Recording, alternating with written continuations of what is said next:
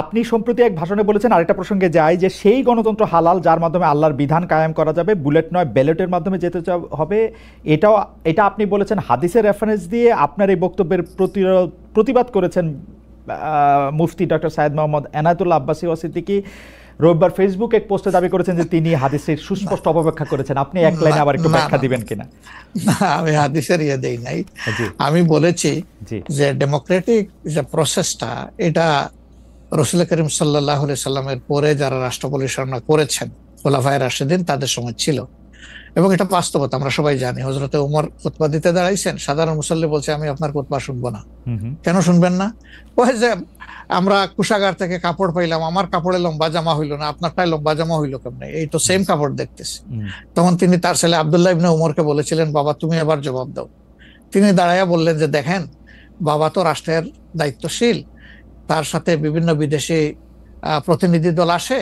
এই রাষ্ট্রের সম্মানে আমি বাবাকে বলেছিলাম যে বাবা, আমাদের পোশাক 2 টুকরা করে কাটার দরকার নাই, আপনি অনুমতি দিলে আমি কুশাগারকে রিকোয়েস্ট করতে চাই যে আমাদের 2 পিস না কেটে দিয়ে দেওয়ার জন্য, সেটা দিয়ে আপনি জামা বানাবেন।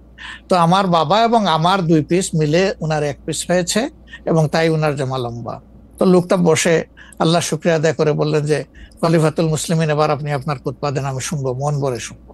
তো এই দেখেন, এটাই তো বিউটি অফ ডেমোক্রেসি। ওই যে আপনি ফ্রিডম অফ এক্সপ্রেশন বললেন, এর চাইতে ভালো ফ্রিডম অফ এক্সপ্রেশন কোথায় পাবেন আপনি? আমি বলেছি যে না, গণতন্ত্র হচ্ছে এটা কোনো ইজম না, এটা আপনি নিজেও জানেন। গণতন্ত্র কোনো মতবাদ না, it's a way to establish your ism. আপনি যেটা চয়েস করেন, এটা ক্যাপিটালিজম হইতে পারে, সোশ্যালিজম হইতে পারে, কমিউনিজম হইতে পারে, এরকম যেটাই হোক সেটা আপনি করবেন। কিন্তু এটা একটা ওয়ে, এই বাহনের উপরে আপনি চড়ে যাবেন। সেটা যদি আল্লাহর দিন কায়েমের উদ্দেশ্যে হয়, তাহলে অবশ্যই এটা মুসলমানদের জন্য হারাম হওয়ার কথা না। এখন আমার কথার সাথে তো ডিফার করতেই পারেন, উনি একজন লার্নেড মানুষ, আমি তাকে রেসপেক্ট করি, এবং কারো ডিফারেন্সটাকেও আমি রেসপেক্ট করি। কারণ এটা না হলে তো আপনার ফ্রিডম অফ এক্সপ্রেশন থাকবে না, এবং মাল্টিকালচারাল সোসাইটিও বিল্ড আপ করা সম্ভব হবে না। আচ্ছা, অ্যাবসলিউটলি ফাইন। আচ্ছা, আপনি শুক্রবার একটা দলীয় কর্মসূচিতে বলছেন যে দিন কায়েমের চেষ্টা বা প্রচেষ্টা ঐচ্ছিক নয়, মুমিনের উপর ফরজ। আরবার আপনাদের দীর্ঘদিনের একটা স্লোগান হচ্ছে এরকম, আল্লাহর আইন চাই। এখন একটি নতুন প্রচারণা, মানে অনেক দলকেই ক্ষমতায় দেখা যায়, মানে জামাত ইসলাম একটা নতুন প্রচারণা এরকম যে অনেক দলকেই ক্ষমতায় দেখা হয়েছে, জামাতকে একটিবার সুযোগ দেওয়া হোক, আপনারা যদি নির্বাচনে জিতে ক্ষমতায় যেতে পারেন তাহলে কি বর্তমান ব্যবস্থা পাল্টে কোরআন সুন্নাহ ভিত্তিক শাসন বা শরিয়া ব্যবস্থা চালু করবেন? আসলে দেখেন, কোরআন সুন্নাহ ভিত্তিক মানে অনুশাসন যেটা, এটার ব্যাপারে সমাজের পারসেপশনের ভিন্নতা আছে। আমাদের বাংলাদেশের যে সংবিধান আছে, এই সংবিধানের অনেকগুলা আর্টিকেল, অনেকগুলা ধারা উপধারা কোরআনের সেন্সের সাথে পুরোপুরি মিলে যায়, এটার সাথে কোনো ডিফারেন্স নাই।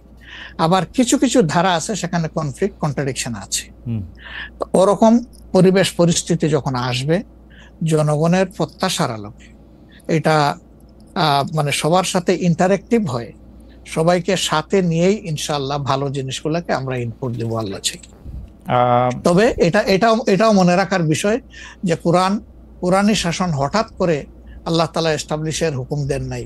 It was a gradual process. For example, মাদক কিন্তু দুনিয়ার কেউ কিন্তু এটাকে অ্যাপ্রুভাল দেয় না, বাট এটার প্র্যাকটিস সব জায়গায় আছে, এটা বাস্তবতা।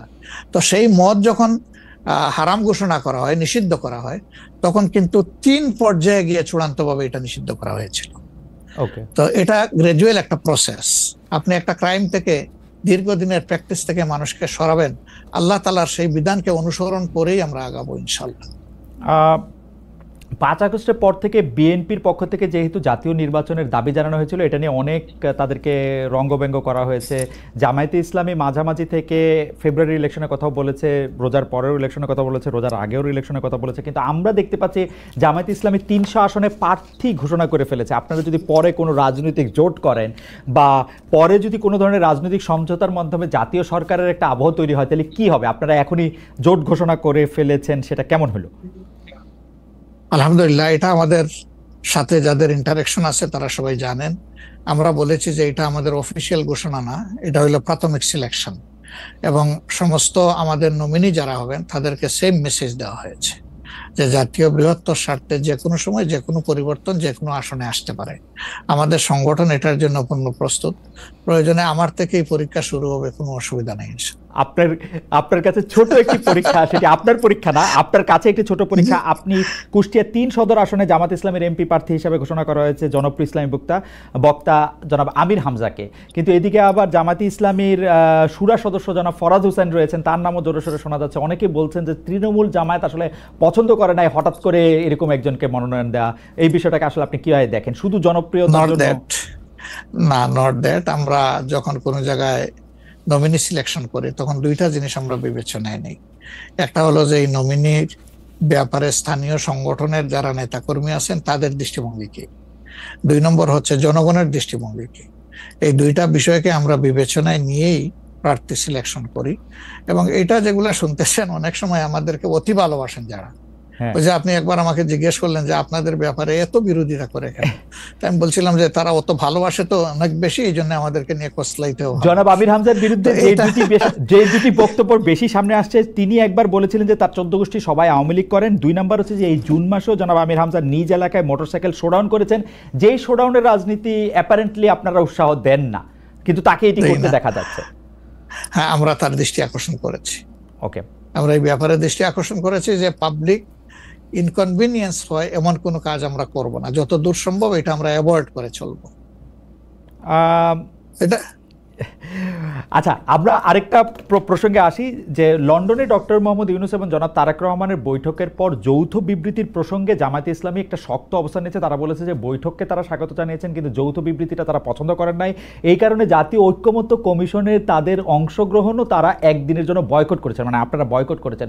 পরে আবার ডক্টর মোহাম্মদ ইউনূস আপনাকে ফোন করেন এবং সেই টেলিফোনের পরে আপনি ডক্টর মোহাম্মদ ইউনূস টেলিফোনে কি বলেছিলেন আপনাকে, সেটাকে আমাদের একটু বলা যাবে? না, উনি আসলে সেখানকার পরিবেশটাই তুলে ধরেছেন সামগ্রিকভাবে যে কেন উনি এটা করতে গেলেন। আমাদের কনসার্নের জায়গা ছিল যে তিনি নির্বাচনের একটা টাইম লাইন, ডেট না, একটা টাইম লাইন ঘোষণা করেছিলেন যে এইটা 1st half of April কোনো একটা সময়ে নির্বাচন অনুষ্ঠিত হবে এবং নির্বাচন কমিশন সেই ব্যাপারে তারিখ নির্ধারণ করে তারা শিডিউল দেবে। এটা কিন্তু সবগুলা দলের সাথে সিরিজ অফ টকের পরে, উনি সরাসরি আলোচনার পরে এটা করেছিলেন। এরপরে তিনি লন্ডনে গিয়েছেন। তারেক রহমান সাহেব যেহেতু দেশে নেই এবং তিনি কার্যত বিএনপির এখন হইলেন নির্বাহী প্রধান, ভারপ্রাপ্ত চেয়ারম্যান, তার সাথে একটা বৈঠক হওয়াই উচিত, হইতেই পারে। এটা তো ভালো, এটা খারাপ কি? রাজনীতিতে ডায়ালগই তো উত্তম সমাধান। এবং বিএনপির কিছু কনসার্ন ছিল, তার সাথে আলোচনার মাধ্যমে সেটা যদি দূর হয় এটা তো ভালো, জাতীয় জীবনের জন্য ভালো, জাতীয় রাজনীতির জন্য ভালো। কিন্তু যেটা সকল দলের সাথে আলোচনা করে তিনি একটা টাইম লাইন দিলেন, শুধুমাত্র একটা দলের সাথে আলোচনা করে সেটা থেকে এইভাবে তার প্রকাশ্যে ঘোষণা দেওয়া, যদিও তিনি ডেফিনেটলি বলেন নাই যে রমজানের আগেই হবে, তিনি বলেছেন যদি এই জিনিস ফুলফিল করা যায় তাইলে সেটা আগেও চিন্তা করা যেতে পারে, কিন্তু সেটা ভালো হতো। আমাদের বক্তব্য হচ্ছে ভালো হতো দেশে এসে তিনি তাকে বলতেন যে আমি সম্মানের সাথে আপনার কথা শুনলাম, আমি মনে করি আপনার কথাগুলা লজিক্যাল, আমি দেশে গিয়ে আবার দলগুলোর সাথে একটু আলাপ করবো, করে এটাকে কিভাবে শেপ দেওয়া যায় আমি চিন্তা করবো, আপনি আমার উপর আস্থা রাখতে পারেন। That was good. কিন্তু এটা না করে সেখানে এটা ঘোষণা দেওয়াটাকে আমরা সঠিক মনে করি নাই। আমরা মনে করি যে ক্ষমতার ভারসাম্য একদিকে হেলে গিয়েছে এবং জাতি একটা রং মেসেজ পেয়েছে। এই জন্য আমরা আমাদের এই পর্যায়ে এটা আমার একটা প্রশ্ন, আপনার কাছে কি মনে হয় পরবর্তী জাতীয় সংসদ নির্বাচন আসলে কোন দিন কোন মাসে হবে? আমি ঠিক এটা জানি না, তবে আমি মনে করি যে এটা এপ্রিল পাড়ি দেবে না কোনো অবস্থায়। আর ফেব্রুয়ারিতে হলে আমি বলেছি সবার আগে, আপনি বলেছেন যে হ্যাঁ, যে ফেব্রুয়ারিতে হলে এটা বেস্ট, কারণ এই সিজনটা আমাদের জন্য কমফোর্টেবল সিজন ইলেকশনের জন্য। আপনার কাছে কি মনে হয় আপনার মনে কি এরকম একটা সম্ভাবনা আপনি দেখতে পান যে এটা রমজানের পরেও আসলে যেতে পারে? সেই ক্ষেত্রে রমজানের সময় আপনাদের ক্যাম্পেইন করতে হবে। বেশিরভাগ সময় আমরা দেখি যে রমজানের সময় ধর্মপ্রাণ মুসলমানদের অনেকেই আসলে দুনিয়াবি কোনো জিনিসের মধ্যে থাকতে চান না, সেই ক্ষেত্রে ভোটের মানে এখনো কি? আমার মনে হয় যে রমজানে তো আমরা সব ধরনের সব কাজই তো করি, কাজ তো আমরা বাদ দিই না কোনো, রাইট? অফিস আদালত ব্যবসা বাণিজ্য সবই তো করি, খেত খামার যার যেটা আছে। রমজান আমাদের জন্য কোনো সমস্যা না, রমজান কারোর জন্যই সমস্যা হওয়া উচিত না। ওকে, কোন দল বলেছেন যে রমজানে ক্যাম্পেইন করতে গেলে অনেক ইফতার মাহফিল হবে, সেখানে প্রচুর টাকা খরচ করতে হবে, আপনি করবেন না। আপনি ইফতার মাহফিলে মেহমান হিসাবে গিয়ে খেয়ে আসবেন, দোয়া করে দিয়ে আসবেন, অসুবিধা কি? আপনাকে টাকা খরচ করতে হবে কেন? ওই সময় তো এমনিও টাকা খরচ করা ঠিক না, শিডিউল ডিক্লারেশন হয়ে যাওয়ার পরে মানুষকে খাওয়ানো ঠিক না। আপনি খাবেন, অসুবিধা কি? দাওয়াত দিলে যাবেন, খাবেন, কথা বলবেন, মিশবেন, হাত মিলাবেন, এটাও আপনার নির্বাচনী কাজকে আগাবে, কোনো সমস্যা তো নাই। আপনি কোনটা প্রেফার করবেন, মানে ইলেকশনের ডেট ফেব্রুয়ারি অর এপ্রিল? আমরা তো প্রেফার করে বলেছি বেস্ট হইলো ফেব্রুয়ারি, কিন্তু এপ্রিলে হইলে কোনো অসুবিধা নাই। আমরা মনে করি এপ্রিলে হইলে অসুবিধা নাই, তবে এটা ক্রস করা উচিত নয়। এপ্রিল ক্রস করা উচিত না, কোনো অবস্থায় উচিত হবে না। আপনি কি মনে করেন, এখন যদি নির্বাচন কমিশন বলে যে তারা ডিসেম্বরে নির্বাচন দিতে চান, তাইলে কি আপনারা আপত্তি জানাবেন না আপনাদের এটা? হ্যাঁ, না, আমরা ওই যে 2-3টা জিনিস বলেছি, যে বেসিক রিফর্ম, তারপরে হচ্ছে আপনার দৃশ্যমান বিচার, প্রবাসীদের ভোট ইনকর্পোরেট করা, এই 3টা জিনিস যদি আমরা মিনিমাম পাই, তাহলে ডিসেম্বর কেন, সামনের মাসে হইলে আমাদের কোনো আপত্তি নেই। ডিসেম্বর আমাদের দর্শক, আর আমরা দেখেন মূল থেকে কখনো বলি নাই যে এই মাসে হতেই হবে, এই শব্দ কিন্তু কখনো আমরা উচ্চারণ করিনি। আমরা এই ব্যাপারে ফ্লেক্সিবল। আমরা প্রধান উপদেষ্টার কমিটমেন্টের উপরে রেসপেক্ট শো করতে চাই। উনি বলেছিলেন ডিসেম্বর এই বছর অথবা আগামী বছরের জুনের মাঝখানে যে কোনো সময় তিনি নির্বাচন দিবেন। তা আমরা দেখতে চাই যে তিনি তার কথার উপরে আছেন। তবে এটাও ঠিক যে মে জুন এইগুলা কিন্তু ইলেকশনের জন্য কোনো ফেভারেবল টাইম না। ইভেন এপ্রিলটাও একটু কষ্ট হবে, এই ব্যাপারে বলার অপেক্ষা রাখে না। ফেব্রুয়ারির চাইতে এপ্রিলে কিন্তু একটু কষ্ট বেশি হবে।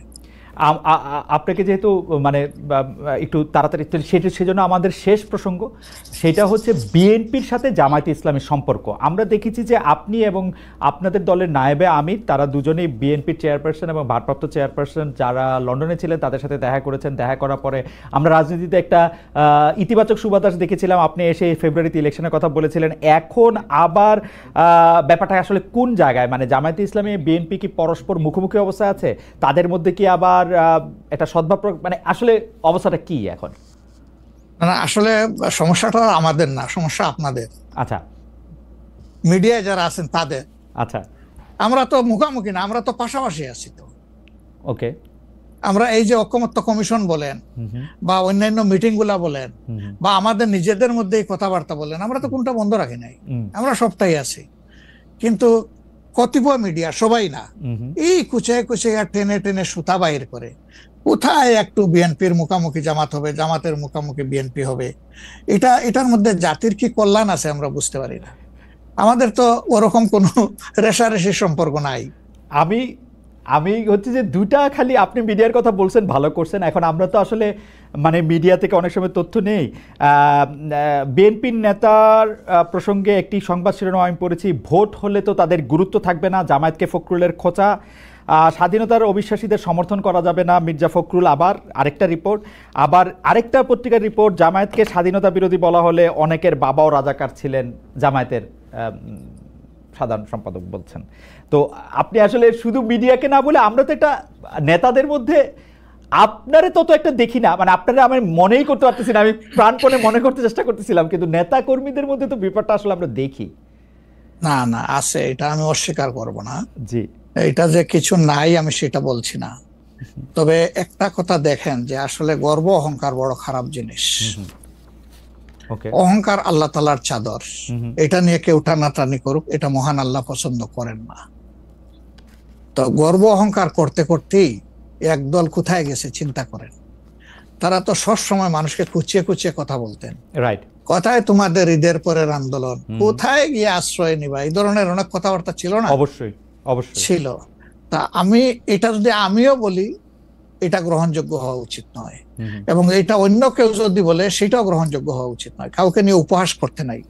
আপনাকে নিশ্চিত থাকতে হবে আপনি যাকে নিয়ে উপহাস করছেন, আল্লাহ একদিন তার কাছেই আপনাকে নিয়ে দাঁড় করাবেন, এবং তখন আপনি লজ্জিত হবেন। তো আমাদের কারোই এমন কথা বলা উচিত না যে এই কথাটা বলে এরপরে আপনার মুখের দিকে তাকাই আমি হাসতে পারবো না, এমন কোনো কথা বলা উচিত। 10:42 বাজে, আমি কি একটা ছোট্ট প্রশ্ন আর করবো 2-1 মিনিটের মধ্যে, এটা উত্তর দিতে পারবেন? প্লিজ। সেটা হচ্ছে যে ইলেকশনের আগে তো অনেক ধরনের কথাই আসে কেউ কেউ একটা জরিপ করে, কেউ কেউ নিজস্ব। আপনারা কি নিজস্ব কোনো জরিপ করেছেন আপনাদের আসন বা আপনাদের পপুলার ভোট বা পপুলারিটির ব্যাপারে? কেউ কেউ বলছেন এবার আপনারা 91-এর বিএনপি যেমন আওয়ামী লীগকে কাঁদিয়ে ক্ষমতা পেয়ে গেছিল, এইবারও আপনাদের এরকম একটা হইতে পারে, এটা কি আপনার মনে হয়? যে মানে মহান আল্লাহ সবচেয়ে ভালো জানেন, তবে আমরা জরিপ করেছি এবং আরো করব। আচ্ছা, আমরা যখন জরিপ করি তখন নির্বাচনী কোনো আবহ সৃষ্টি হয় নাই, সেটা ছিল নভেম্বর ডিসেম্বরে। আর আমরা এখন নির্বাচনী আবহ কিছুটা এসেছে, সকল অ্যাক্টর এখন ময়দানে কম বেশি ভিজিবল হবেন, তারপরে ইনশাল্লাহ আমরা জরিপ করব। তখন বোঝা যাবে যে আগের মূল্যায়ন আর পরের মূল্যায়নের মাঝে তফাৎটা কতটুকু। আর যেটা বললেন যে কাউকে কাঁদ দিয়ে খাওয়ার ক্ষমতায় যাওয়া, আমরা ভাই আসলে ক্ষমতায় যাওয়ার বিষয়টা দেখি না। আমরা দেখি যে এটা একটা বিশাল দায়িত্বের বোঝা। আল্লাহ যদি কখনো সে কাজের জন্য আমাদেরকে কবুল করেন, তাহলে আমরা শাসক নয় ভাই, দোয়া করেন আমরা যেন মানুষের সেবক হতে পারি। আপনাকে অনেক ধন্যবাদ। আমি শুধু শেষ কথা আপনার কাছ থেকে একটু জানতে চাইবো যে আপনি মনে করতেছেন এপ্রিলের পরে হয়তো নির্বাচন চাবেন না, ফেভার করতেছেন হচ্ছে ফেব্রুয়ারিতে হতে। আপনি কি আমাদের দর্শকদের উদ্দেশ্যে কিছু বলবেন, যাতে একটা নির্বাচনী বা গণতান্ত্রিক আবহাওয়ার মধ্যে যে যার মতো করে আসলে সৎভাবে তার নির্বাচনী ক্যান্ডিডেট বা তার পছন্দের মানুষ বাছাই করতে পারে? এই প্রসঙ্গে থ্যাংক ইউ আমাকে শেষ সুযোগ দেওয়ার জন্য। অবশ্যই প্রথমে আমি দর্শকদের উদ্দেশ্যে বলবো যে অনেক ত্যাগ এবং তিতিক্ষার বিনিময়ে আমাদের স্বাধীনতা পাওয়া, আমাদের 24-এর এই পরিবর্তন পাওয়া, এটাকে আমরা যেন সঠিকভাবে সম্মান করি, মূল্যায়ন করি, এবং দেশে একটা সুশাসন কায়েমের জন্য অবশ্যই পূর্ব শর্ত হচ্ছে একটা ভালো নির্বাচন, সুষ্ঠু নির্বাচন, গ্রহণযোগ্য নির্বাচন। সেই নির্বাচনের জন্য যে যেখানে আছে সেখান থেকে কোনো অন্যায়কে সমর্থন নয়, বরঞ্চ ন্যায়ের পক্ষ নিয়ে আমরা যেন দাঁড়ায় যেতে পারি। ন্যায়ের পাল্লা যেদিকেই থাকবে আমারও সমর্থনটা সেদিকেই থাকবে। কোনো অন্যায়, সেটা আমার দীর্ঘদিনের সম্পর্ক যদি কারোর সাথে থেকে থাকে, আমি যেন অন্যায়ের সঙ্গী না হই, কেউ যেন অন্যায়ের সঙ্গী না হয়। 2 নম্বর, যেহেতু প্রবাস থেকে আপনার সাথে আমার এই কথা, সেই কারণে আমি অনুরোধ করব যে প্রবাসীদেরকে শুধুমাত্র রিমিটেন্স যোদ্ধা বলে আমাদের দায়িত্ব শেষ হয়ে যায় না, বরঞ্চ প্রবাসীদের সবচেয়ে বড় অধিকার তাদের ভোটের অধিকার। এটা নিশ্চিত করার জন্য আমি আহ্বান জানাবো প্রবাসের যে যেখানে আছেন সেখান থেকে আপনাদের সর্বাত্মক, যেখানে আন্দোলন সম্ভব আন্দোলন, যেখানে চেষ্টা সম্ভব চেষ্টা, আপনারা এটা করতে থাকুন। আমরা এই ব্যাপারে অত্যন্ত দৃঢ় প্রতিজ্ঞ যে এটা হওয়া উচিত। নির্বাচন কমিশন স্বীকার করেছে, সরকার স্বীকার করেছে, কিন্তু এখন পর্যন্ত দৃশ্যমান কোনো পদক্ষেপ নেওয়া হয়নি। আমরা উদ্বিগ্ন। আপনাদেরকেও এগিয়ে আসার জন্য আমি আহ্বান জানাবো, যারা বিশেষ করে প্রবাসে আছেন। ভোটের অধিকার ছাড়া অনেকগুলো বেসিক জিনিস আছে, আমি বারবার এগুলা বলেছি।